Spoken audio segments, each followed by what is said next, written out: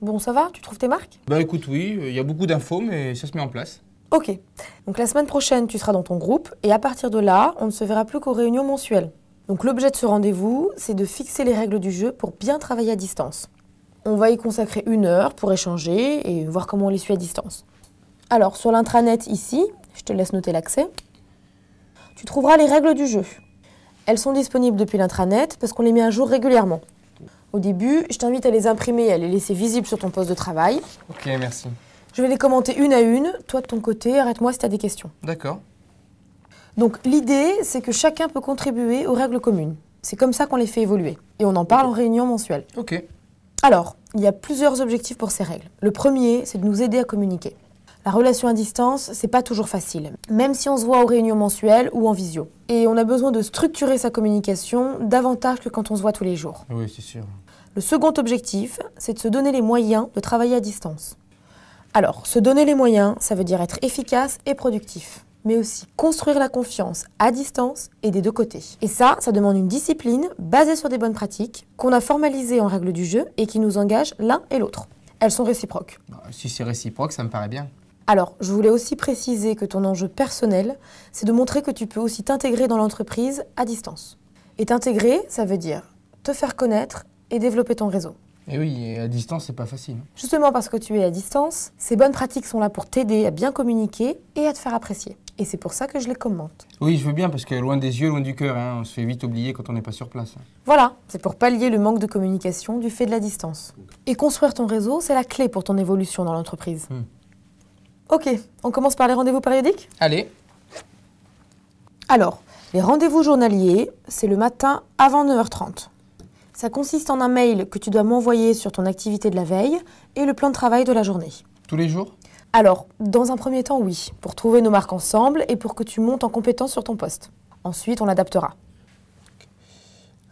Alors, l'intérêt de ce mail, c'est que ça te permet de prendre conscience de ce que tu as fait et de ce qui te reste à faire. C'est une aide à la gestion du temps et à l'avancement de tes missions. Oui, je fais toujours ça de toute façon. Le matin, je fais mon plan de travail pour la journée. Voilà, c'est ça. Tu rappelles le bilan de la veille avec fait et reste à faire. C'est un mail très court, pas de phrases, que des points précis. Et pour les objectifs, des verbes d'action à l'infinitif. C'est précis. C'est pour te décomplexer. Pas de formule de politesse, pas d'explication, que des faits et des actions. En moyenne, c'est pas plus de 5 points pour la veille et 5 pour le programme de la journée. 10 mots chaque, ça fait 100 mots. Un peu comme Twitter, c'est pas loin. Bon, ok, comme ça me va. Autre chose, tu ne mets que les actions principales, tu ne rentres pas dans les détails de ta journée. Tu ne notes que ce qui va te prendre plus d'1 heure et tu mets un temps en face, comme dans l'exemple là. Ah ok, d'accord. C'est pas mal pour caler sa journée. Et surtout, tu m'en mets pas pour 7 heures, parce que tu as des micro-tâches que tu vas pas noter. Et si tu prévois 7 heures pour les tâches principales, soit tu fais 10 heures de travail, soit tu fais pas toutes tes tâches. Bah oui, c'est logique. Moi, ce qui m'intéresse dans le mail du matin, c'est d'avoir un programme réaliste. Et j'attends que tu le fasses réellement, sauf impondérable, bien sûr. Bah oui, parce qu'on maîtrise pas toujours tout. Et être réaliste, c'est arbitrer en amont, pas en aval. Je préfère que tu te limites à 3 tâches principales dans la journée, et qu'on soit d'accord sur ces 3 tâches plutôt que 7, et qu'on se rende compte en fin de journée que c'est pas les plus prioritaires qui ont été faites. Eh oui, c'est logique. Donc en moyenne, tu dois prévoir 3 à 4 heures maximum, la moitié de ton temps. Seulement? Ah oui, fais-moi confiance, si tu prévois plus de la moitié, tu n'en feras pas la moitié. Ok.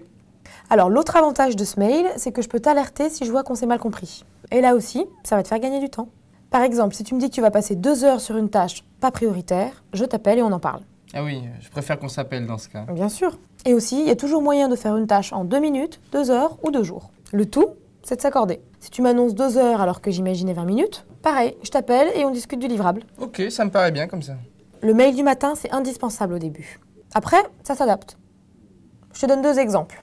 Julien, lui, c'est 1 mail par semaine, pas plus. On n'a pas la même gestion du temps, mais il rend toujours ses travaux à l'heure. On a réussi à se caler comme ça et ça marche très bien. En revanche, on s'appelle un peu plus. Tania, c'est l'inverse. Le mail du matin, ça l'aide à se structurer. Elle a voulu garder le système, du coup on s'appelle moins et ça marche très bien aussi. Bon, je te cache pas que ça m'inquiétait un peu ce mail tous les jours, mais si on peut s'adapter, ça me va. Ok, on voit les rendez-vous hebdomadaires? Allez. Alors, il y a le rendez-vous du lundi matin, du mercredi dans la journée et le mail du vendredi.